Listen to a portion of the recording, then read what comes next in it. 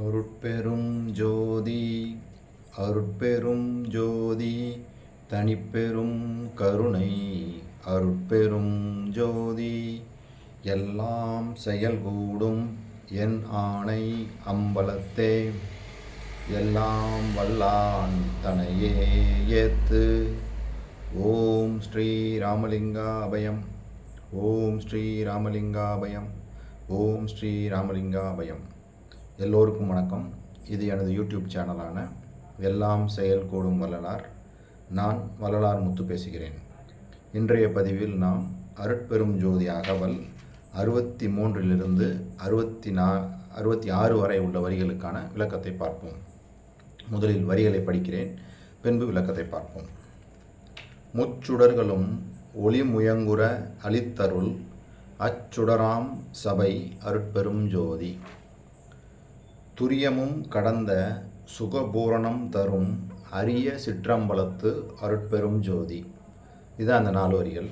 முதல் 2 வரிகள், முச்சுடர்களும் ஒளி முயங்குற அளித்தருள் அச்சுடராம் சபை அருட்பெரும் ஜோதி.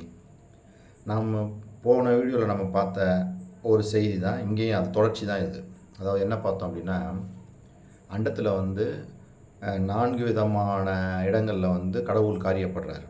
அதாவது எந்தெந்த இடம்னா அக்னி, சூரியன், சந்திரன், நட்சத்திரங்கள். அதே இது பிண்டத்தில் என்ன சொல்கிறோம்னா, அகம் ஆகிய ஆன்மா, அகப்புறம் ஆகிய ஜீவன், புறம் ஆகிய மனம், புறப்புறம் ஆகிய இந்திரியங்கள். ஸோ அண்டத்தில் 4, பிண்டத்தில் 4. இந்த 4 தான் அவர் என்ன சொல்கிறாரு, அகம், அகப்புறம், புறம், புறப்புறம் அப்படின்னு சொல்லி சொல்கிறாரு. அப்போ இங்கே என்ன சொல்கிறாரு, நம்ம இப்போ சாதாரண கண்களால் நம்ம சூரியனை பார்க்க முடியுது, சந்திரனை பார்க்க முடியுது, நட்சத்திரங்களை பார்க்க முடியுது. அப்போ முச்சுடர்களும் ஒளி முயங்குற அளித்துருள் அச்சுடராம் சபை அருட்பெரும் ஜோதி. அதாவது இந்த சூரியன், சந்திரன், நட்சத்திரங்களுக்கு ஒளி அளிக்கக்கூடிய அக்னியாக விளங்கக்கூடிய சிற்சபையில் இருக்கக்கூடிய, சிற்சபையில் விளங்கக்கூடிய அருட்பெரும் ஜோதி அப்படின்னு ஒரு பொருள் எடுத்துக்கலாம். இன்னொரு பொருள் உள்ளார்ந்த பொருள். இதில் என்ன சொல்கிறார் அப்படின்னா, முச்சுடர்கள் அப்படின்னு சொல்கிறது நம்ம இந்த சன்மார்க்கத்தில் பயணித்து நம்ம அந்த உணர்வுகள்லாம் நுட்பமாகி உள்முகமாக பயணிக்கும்போது வள்ளல் பெருமான் என்ன சொல்கிறாருன்னா, இந்த தவ நிலையில் 3 விதமான ஒளி அனுபவங்கள் ஏற்படும் சொல்லி சொல்கிறாரு. அதே அவர் பாடல்லையே நிறைய இடங்களில் சொல்கிறாரு. அதுக்கான எந்தெந்த இடத்துலலாம் சொல்கிறாருன்றதை நான் ஒரு பாடலாகவே உங்களுக்கு விளக்கமாக சொல்கிறேன். 3-4 விதமான பாடல் இருக்குது. அந்த 4 பாடல்களையும் உங்களுக்கு நான் படித்து காமிக்கிறேன். அதுலேயே உங்களுக்கு தெரியும், நம்ம தவம் செய்வதனால நம்மளுக்கு இந்த அனுபவங்கள், அதாவது என்னென்னா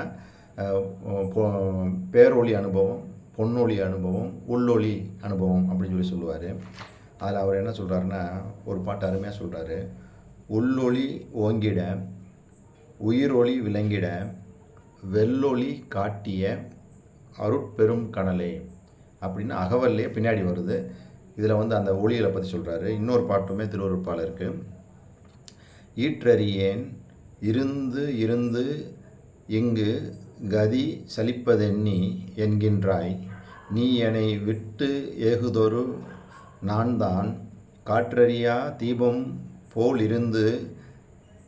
இருந்து இடம் அத்தருணம் கண்ட பரிசென் புகழ்வேன், அண்ட பகிரண்டன் தோற்றறியா பெருஞ்சோதி மலை பரநாதத்தே தோன்றியது அதன் நடுவே தோன்றிய ஒன்றதுதான் மாற்றறியா பொன்னொலியோ அவ்வொலிக்கு உள் ஆடும் உள் அருளொலியோ வீததிசயிக்கும் வகையே அப்படின்னு இந்த இடத்துலையும் ஒளியை பற்றி சொல்கிறாரு. இன்னும் 2 இடங்கள்லையும் ஒளியை பற்றி சொல்கிறார். இதே அகவல் என்ன சொல்கிறார் அப்படின்னா, ஜோதியுன் சொரூபமே அந்தம் ஆதி என்று அருளிய அருட்பெரும் ஜோதி. இந்த சிற்சோதியின் இயல் உரு ஆதி அந்தம் என்று அருளிய அருட்பெரும் ஜோதி அப்படின்னு சொல்லி சொல்கிறாரு. திரும்ப நான் சொன்னேன்ல, அகம்புறம், அகப்புறம், புறப்புறம், அதையும் சொல்கிறாரு.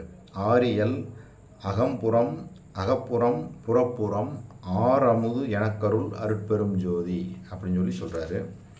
அப்புறம் சூரிய சந்திர ஜோதியுட் ஜோதி என்று ஆரியர் புகழ்தரும் அருட்பெரும் ஜோதி அப்படின்னு கூட உங்களுக்கு இத்தனை விதமாக வந்து அவர் வந்து திருவருட்பாலையே வந்து இந்த ஒளிகளை பற்றி சொல்கிறாரு. அப்போ இங்கே இந்த பாட்டுக்கான விளக்கம் நம்ம எப்படி எடுக்கணும்னா, முச்சுடர்களும் ஒளி முயங்குற அளித்தருள் அச்சுடராம் சபை அருட்பெரும் ஜோதி. முதல்ல உள்ள அந்த அண்டத்துலேயும் பிண்டத்துலேயும் உள்ளதை இணைச்சு இந்த சூரியன் சந்திரன் நட்சத்திரங்களுக்கு ஒளி அளிக்கக்கூடிய அக்னியாகவும் சிற்சபையில் விளங்கக்கூடிய அருட்பெரும் ஜோதியை விளங்குதுன்னு ஒரு அர்த்தம் எடுத்துக்கலாம்.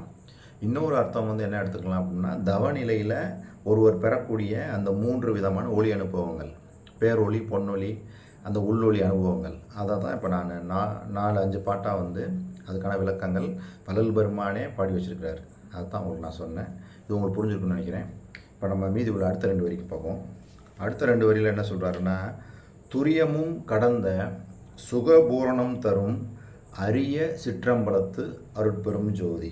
அதாவது துரியம் நம்ம ஏற்கனவே பார்த்தோம். ஒரு மனிதனுக்கு மொத்தம் வந்து 3 விதமான நிலைகளில் தான் எந்த ஒரு மனிதனுமே இருக்கான். எப்படி இருக்கான்? விழிப்பு நிலை, உறக்க நிலை, கனவு நிலை. 4ஆவதாக உள்ள நிலை தான் 4th ஸ்டேட்டு தான் நம்ம என்ன சொன்னோம்? துரியம்னு சொன்னோம். இங்கே என்ன சொல்கிறாரு?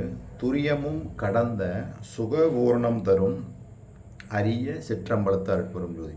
அப்போ துரியமும் கடந்த நிலையில் தான் அது வள்ளல் பெருமான் என்ன சொல்கிறாருன்னா, துரியாதீதம்னு சொல்லி அடுத்து ஒரு ஸ்டேஜை போடுறாரு. அந்த துரியாத நிலையில் தான் சுகபூரணம் கிடைக்கும். அது எங்கே கிடைக்கும்னா அரிய சிற்றம்பலம்னு சொல்கிறாரு. அந்த அனுபவம் வந்து அந்த சிற்றம்பலத்தில் வந்து கிடைக்கிறது ரொம்ப அரிது. அரியதுன்னா ரொம்ப அவ்வளோ ஈஸியாக கிடைக்கக்கூடிய அனுபவம் அல்ல. அந்த அரிய சிற்றம்பலத்து அருட்பெரும் ஜோதி அப்படின்றாரு. அப்போ நம்ம என்ன பண்ணணும்? துரியமும் கடந்த அந்த நிலைக்கு போனால் தான் சுகபூரணத்தை நம்ம பெற முடியும்.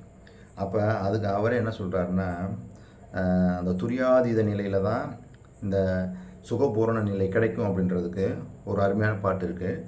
துரிய மலை மேல் உளதோர் ஜோதி வள நாடு தோன்றும் அதில் ஐயர் நடம் செய்யும் மணி வீடு தெரியுமது கண்டவர்கள் காணில் உயிரோடு செத்தார் எழுவார் என்று கைத்தாளம் போடு.